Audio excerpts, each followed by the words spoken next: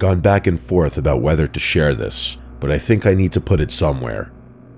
This happened when I was a sophomore at school in the Northeast. I won't say which one, and I'm in Kappa.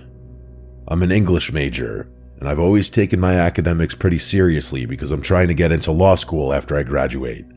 That's relevant context for what I'm about to tell you. Last semester, I enrolled in this upper-level course on English Romanticism. The class was pretty small, maybe 25 students in total, and it was mostly juniors and seniors. There was a professor who led the seminars, of course, but most of the actual teaching was done by the TA during discussion sections. His name was Romer, and yes, that was his real name. I still don't know if it was a first or last name situation, but that's what everyone called him. He was maybe late 20s, kind of lanky, and gave off this I'm in a band but not a good one type of energy. He was kind of just an oddball. Anyway, the class itself was fine.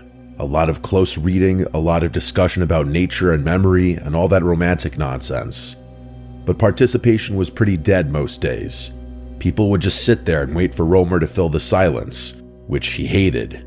You could tell it made him uncomfortable, which was problematic because then he'd start cold calling on people and chirping at them when they clearly didn't know what was going on. There was one guy, though, who always seemed to keep things alive. His name was Luke. He was tall with brown hair, and the only other thing I knew about him was that he was in one of the better frats on campus. He had this way of making jokes at just the right moment, not to be annoying, but to break the tension when things got awkward, and he actually did the reading, which was rare. When he talked, it was clear he knew his stuff, so the humor felt earned. He wasn't trying to be the class clown, he just had a presence. I remember thinking he was smart but kind of goofy. Anyway, since I needed to participate for my GPA, I ended up being one of the only other people who talked regularly. So it was usually me, Luke, and maybe 2 or 3 others carrying the discussion while everyone else zoned out. Romer seemed to appreciate it. He'd nod along when I made a point, and sometimes he'd build on what I said in a way that felt validating. For my first essay, and I remember this vividly, I wrote about ambiguity in Wordsworth's Tintern Abbey. It wasn't groundbreaking, but I was proud of it. When I got it back, Romer had written these long, detailed comments in the margins, not just corrections, actual agreement with my ideas. But after that, I noticed things started to shift a bit. Romer began paying more attention to me in class. He'd call on me more often, ask follow-up questions to my answers, make eye contact with me for long periods of time, stuff like that. At first, I told myself I was imagining it. TAs take a liking to certain students all the time. It's not that unusual. But then he started asking me things that felt less academic. I brushed it off though. I had other things going on. Around the same time, I started running into Luke more and more outside of class. Our sorority and his fraternity had a lot of overlap. I think Greek life is mostly stupid, but we were both in, I guess, what you'd consider top houses at our school.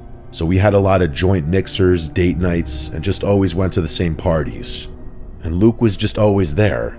So naturally, we just ended up talking more and more, and I started taking a liking to him. After a few weeks of this, he asked if I wanted to grab dinner sometime, and I said sure. We went on maybe 3 dates before things progressed. He was sweet, attentive, all the things you'd want. We started sleeping together, and everything felt normal. I wasn't head over heels or anything, but I liked him. It was uncomplicated, low maintenance, and mostly painless. One afternoon after class, I was walking to my car when I saw Luke standing behind the lecture hall, smoking a cigarette with Romer. They were talking like they knew each other, which struck me as weird. I didn't even know Luke smoked. When I asked him about it later, he laughed and said he was just trying to get on Romer's good side so he wouldn't have to try as hard toward the end of the semester. I told him that was kind of pathetic, and he laughed and said he'd take pathetic over a bad grade any day. A few weeks later, when I came back, I noticed his phone was lying next to him on the bed with a YouTube video playing. I know I shouldn't have looked, but curiosity got the better of me. Can you blame me? I'm a college girl in a sorority. The types of guys I'm surrounded by would cause any rational person to develop trust issues. So I went through his phone. I'm not sure what I was expecting to find, but I was definitely not expecting to find a collection of photos of me. And there were a lot of them. Some were more benign. Photos of me going about my day or studying or walking to class. But there were others. I'll let you fill in the blanks yourself, but they were, let's just say, suggestive. Some of them were ones I'd sent him, but there were quite a few that I had no recollection of ever taking. I wasn't mad or anything, mostly creeped out. Like, if he had asked me for most of them, I probably wouldn't have been opposed at all. I didn't wake him up that night. I just went back to sleep, not really knowing how to feel. I ended up keeping things to myself, partly because I was embarrassed, but partly because I didn't want him to know I'd snooped through his phone. A week later, after he'd fallen asleep again, I decided to try guessing his password, which actually wasn't too hard. It was just his birthday, but reversed. This time, I went deeper. Brace yourself, because things move really fast from this point forward. I checked his messages, his deleted photos, everything, and I found something horrifying. He'd been sending photos of me, those photos of me, to an unsaved number, regularly for weeks. Basically the entire duration of time we'd been seeing each other. It was sick, and it was probably illegal too, but I couldn't think about that. I was shaking. I took pictures of everything, and then I started to cry. I couldn't control myself. I basically slapped him awake and demanded to know who the number belonged to, and he stumbled through this ridiculous story about how it was just his backup phone, how he liked to have copies of everything in case his main phone got lost. I knew instantly that was bullshit. I stormed out before he could convince me to stay. I was a complete wreck. I was a psychological mess, and I felt gross. I really didn't want to get into the immediate aftermath of everything, so I won't. Just know that it was probably the worst week of my life. The last thing I need is for that trauma to reopen if anyone figures out who I am or anything. So that's another reason I'm keeping the details to a minimum. The unknown number ended up belonging to Romer, my TA. The police got involved, and Luke confessed pretty quickly once they started pressing him.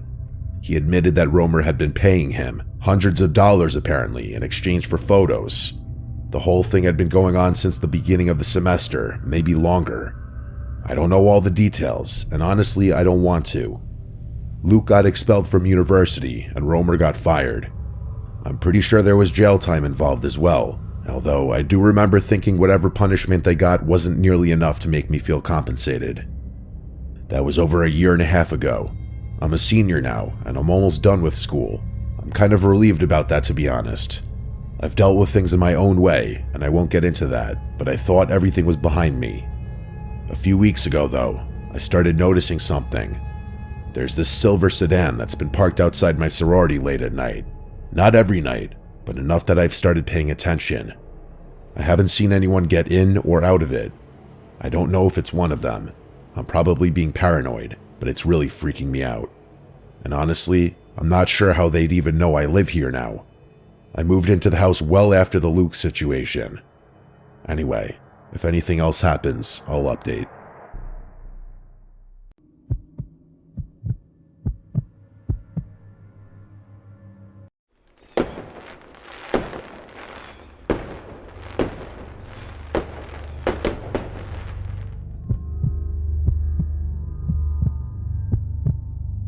I'm using a voice transcription thing on my phone since I don't really like typing and I'm not the best with words.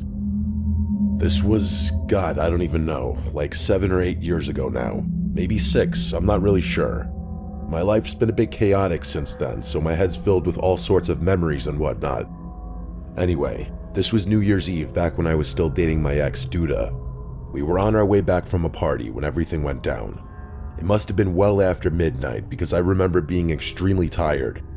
Also, I'm sure you don't need me to tell you that driving on New Year's Eve isn't exactly the smartest decision, but we had no choice. The party had been at Duda's friend's place, but we were late additions to the guest list, so there weren't any sleeping arrangements left for us. The drive was actually pretty long, maybe 30 minutes give or take.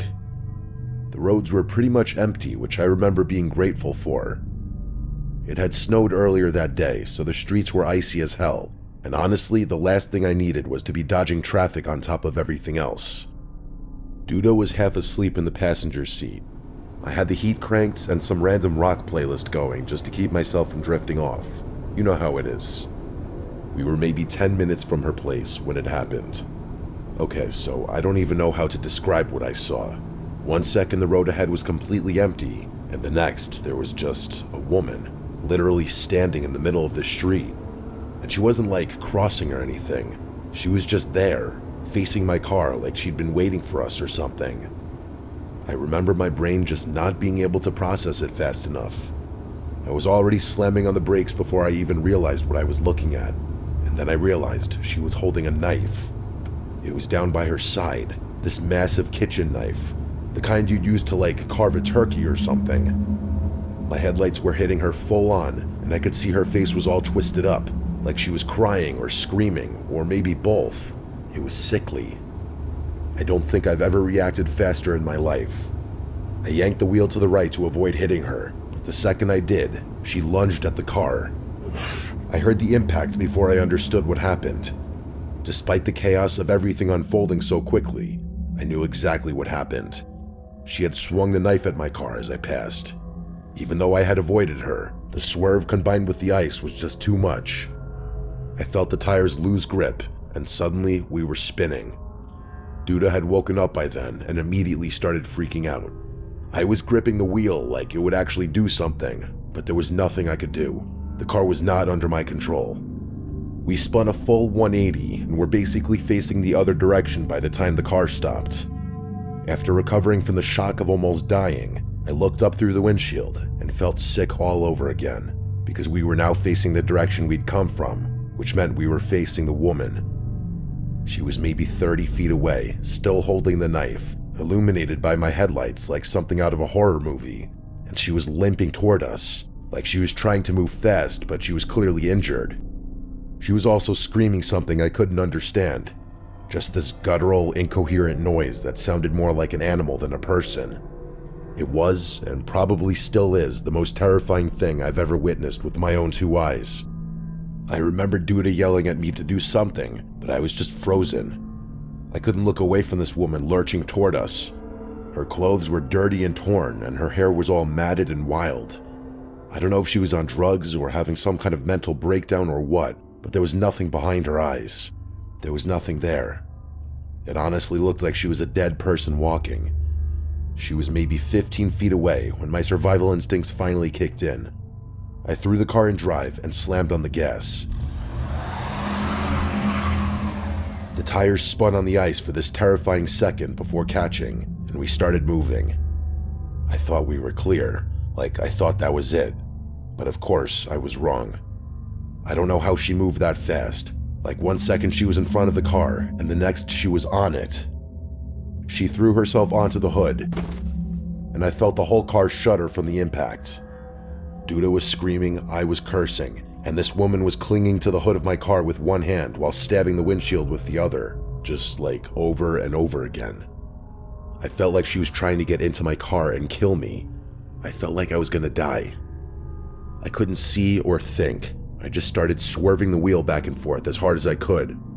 The woman was sliding around on the hood, but she wouldn't let go. She was still screaming that horrible wordless scream, and her face was inches from the glass, and I swear to God, her eyes were locked on mine the entire time. On the third or fourth swerve, she finally lost her grip. I watched her roll off the side of the hood and hit the pavement really hard before sliding into the shoulder. The car fishtailed again, but I managed to keep it under control this time. I looked in the rearview mirror and saw her lying there. She wasn't moving. Part of me wanted to stop. I know that sounds insane given what just happened, but I thought maybe I'd killed her. Like maybe she was just some mentally ill person who needed help, and I just killed her. Duda grabbed my arm and told me not to stop.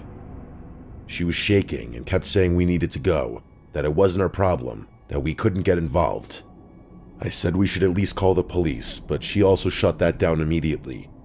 She said the cops would blame us since we've been drinking, and that there was no way they'd believe our story. She said we'd get arrested or something.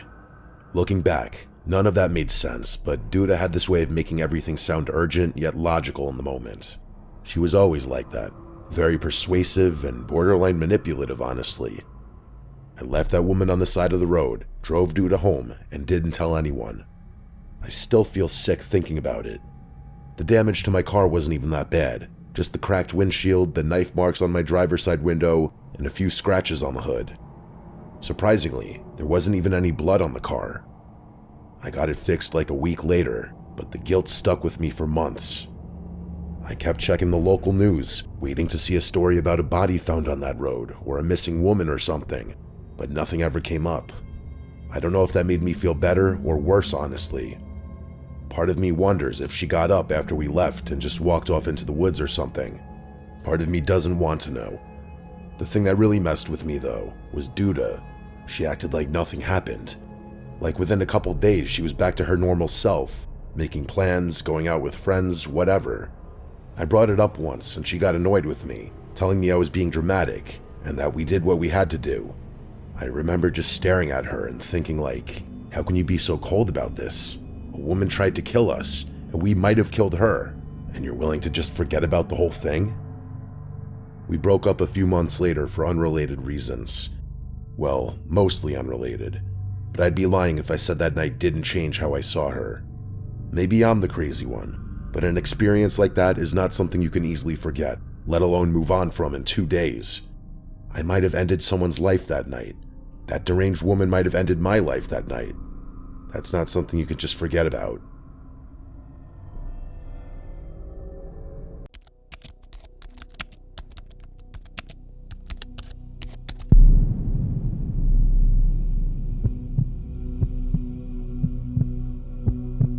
I matched with this woman on Bumble last spring, and to this day, I still don't know who I actually met that night. Her name on the app was Rachel. She looked normal in her pictures, nothing crazy or overly edited, just a cute brunette who worked in marketing and liked hiking. We talked for a few days, and she seemed down to earth. No weird messages or vibes. She didn't push for anything, and she actually wanted to go slow. Honestly, it felt refreshing compared to the other matches. After about a week of talking, we agreed to meet up for dinner on a Wednesday night. She picked a restaurant in a quiet part of town, a little nicer than the places I usually go, but nothing too crazy. When I got there, I texted her that I parked. She didn't answer. I waited at the entrance, checking my phone every couple minutes. 10 minutes went by, then 20. I thought maybe she got stuck in traffic. I messaged again, saying I was inside by the hostess stand. I started getting a little embarrassed. It looked like I was getting stood up. The hostess asked if I wanted a table, and I told her I was waiting for someone. She told me no one under the name Rachel had checked in. Now 30 minutes passed, and I was about to leave when a guy came in and walked straight up to me. He was maybe mid-40s, scruffy, kind of heavy, wearing a black hoodie. He asked me if I was Jake. My name wasn't on the reservation, so it caught me off guard. I told him yes, and he said he was Rachel's brother. He told me Rachel wasn't feeling well, but she still wanted to meet me, and she asked him to pick me up and bring me to their place since it was really close and she didn't want to cancel. The whole thing already sounded weird, and I asked why she didn't text me that. He said she tried, but her phone died, and she didn't really want to bail on our date. His tone was calm and polite, and he didn't seem aggressive or anything, but this was just a little off. I asked where she lived, and he said just a few blocks over, and that driving would be easier because the sidewalks were icy. I stood there debating it. A part of me felt like a jerk if I refused, like maybe she really was sick and embarrassed. But the other part of me felt like nothing about this was normal. I told him I was fine walking, and I asked for the address. He said it would be better if he showed me. That's when something in my stomach told me not to go. I told him I'd rather reschedule, and I started walking toward the door. He stepped in front of me, not aggressively, but just enough to block my path. He said Rachel would be upset and that she specifically asked him to bring me. I told him I'd text her later. He stared at me for a few seconds, then stepped aside and said, "Have a good night," in a tone that sounded more like a warning than anything else. I left the restaurant fast and got into my car. I locked the doors immediately. As I pulled out of the parking space, I saw him standing outside the restaurant watching me. I drove away thinking that was the end of it, and maybe it was just some weird misunderstanding. Later that night, around 11 p.m., my phone buzzed. It was a message on Bumble from Rachel's profile. It said, "Why didn't you come?" I replied that her brother came to the restaurant and told me she was sick. She answered instantly, saying she didn't have a brother. All I could think was, what? I told her exactly what happened, and she stopped responding. I figured maybe she was freaked out too. I tried to sleep after that, but around 1 a.m., I got a notification that someone was trying to log into my email, then my bank app, and then my Instagram, all within minutes of each other. I changed my passwords and turned on every security feature I could. I didn't quite connect it to Rachel's situation at first. The next morning, I checked Bumble to see if she had replied, but her profile was gone, completely deleted. Around noon, I got a text from an unknown number. It said, "You should have come with me." I showed the text to my roommate, and he told me to block the number and report it. I blocked it, but the messages didn't stop. New numbers kept texting me, different area codes. Each message was something short and vague, like, "We saw you, next time don't waste my time," and "You made it harder for yourself." At one point, a message came through that used my full name, not the name I used on Bumble, my real legal name. I didn't answer any of them. That night, while I was home alone, someone knocked on my apartment door. I was on the couch, and I could not move. After a minute of silence, there was another knock, harder this time. I thought about calling the police, but it had only been 2 knocks, and I didn't want to sound paranoid. I looked through the peephole. No one was there. The hallway was empty.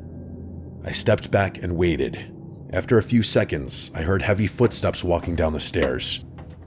The next day, I called the restaurant and asked if anyone matching that guy's description had a reservation or had checked in around the time I was there. They said no. I asked if anyone had been standing around outside looking in, maybe waiting for someone. The hostess told me one of their servers actually mentioned a man in a hoodie pacing back and forth outside for almost an hour before I arrived. She said they thought he was waiting for someone, but he never went inside until he walked directly up to me. I didn't tell her the rest.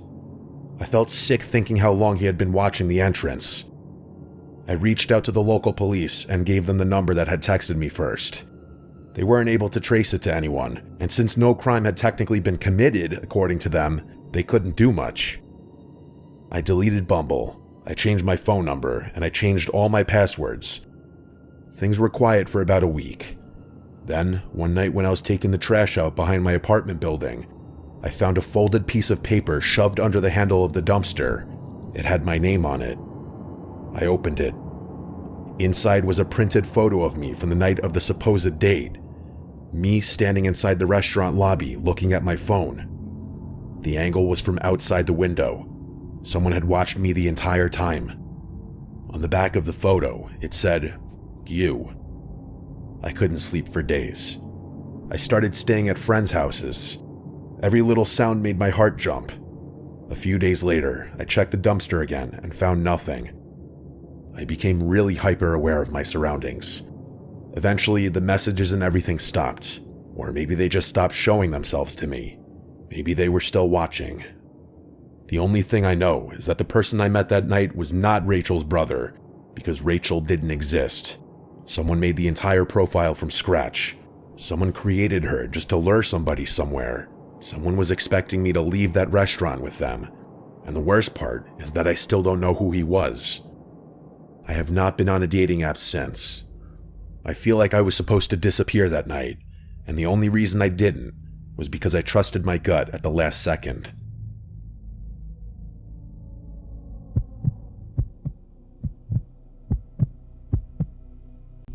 I went camping alone last winter with my dog Roscoe, and it's something I'll never do again. I had taken a few days off work and wanted to get away from people. I loaded my truck with my gear and drove up a long, narrow trail that cut deep into a state forest. The road was barely maintained, covered in packed snow and ice, and there were no other cars anywhere. After driving for almost an hour, I parked at a small pull-off that looked like it hadn't been used in a long time. From there, I hiked another 20 minutes with my pack and Roscoe until I reached a small clearing surrounded by thick trees. The snow was deep and untouched. There were no footprints or signs of anyone else being around recently. That was what I wanted. I set my pack down, cleared a spot for a tent, and let Roscoe wander around while I worked. He stayed close, sniffing the snow in the trees and just jumping around playing. I pitched the tent, staked it down hard because the ground was frozen, and laid out my sleeping pad and winter-rated sleeping bag inside. I knew it was going to be a cold night, well below freezing, so I layered properly. Thermal base layers, thick socks, a fleece, and a heavy jacket stayed on even after camp was set. Once the tent was ready, I gathered dead wood and built a small fire pit. I started a fire and let it burn down until I had a steady flame. I cooked dinner over it, just a simple meal, and sat on a log eating while Roscoe lay near the fire. The woods were quiet in that deep winter way where sound feels almost non-existent. I learned a long time ago from my dad that snow actually absorbs sound. After I ate, Roscoe suddenly stood up and started barking toward the trees. It didn't concern me at first. Deer were everywhere out there, and he had barked at them before. I told him to relax, and he did after a minute, sitting back down. I checked the time and decided I'd stay up a bit longer by the fire before turning in. I always carried a handgun when camping in remote places, and it was holstered at my side like it always was. I felt fine at that point. About 20 minutes later, Roscoe started barking again, louder this time. Then I heard it too. Footsteps moving through the snow somewhere out in the woods.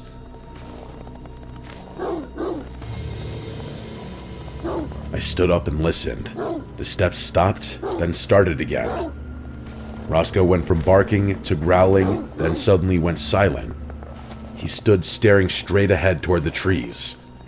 That was when I felt uneasy. I followed his gaze and saw a shape at the edge of the tree line. Someone was standing there, half hidden in the darkness, just barely lit by the fire. I called out, saying that he scared me, and telling Roscoe it was okay. The figure didn't move at first. Then he stepped forward slightly, enough for me to see that it was a man. He asked what I was doing out there, that deep in the woods. His tone wasn't friendly. I told him I was just getting out into nature with my dog. He didn't respond right away. He just stood there watching me. I could feel the situation turning wrong. I told him calmly that I was armed.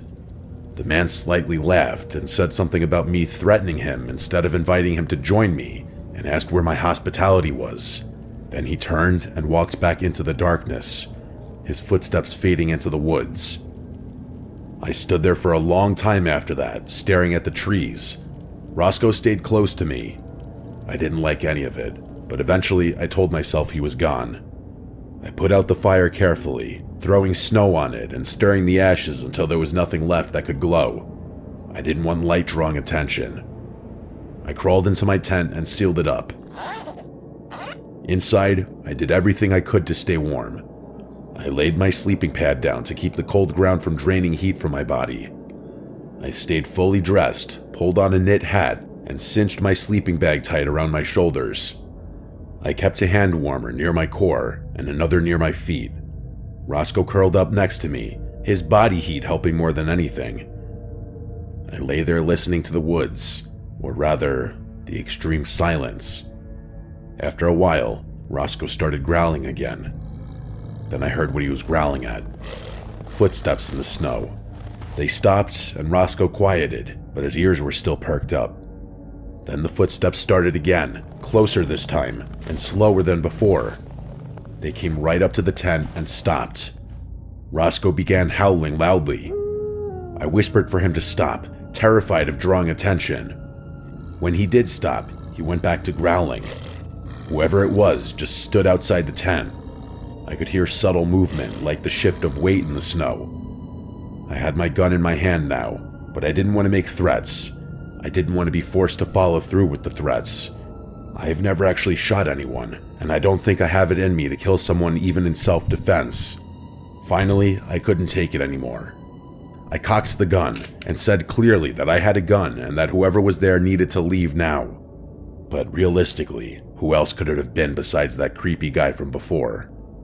There was silence for a few seconds. Then I heard footsteps again, moving away from the tent. Slowly at first, then faster before disappearing into the woods. I didn't unzip the tent to look out. I stayed frozen for hours. Roscoe stayed alert the entire time, which was the only reason I even felt remotely comfortable eventually nodding off. I certainly wouldn't have if I were alone. I barely slept, drifting off only in short bursts.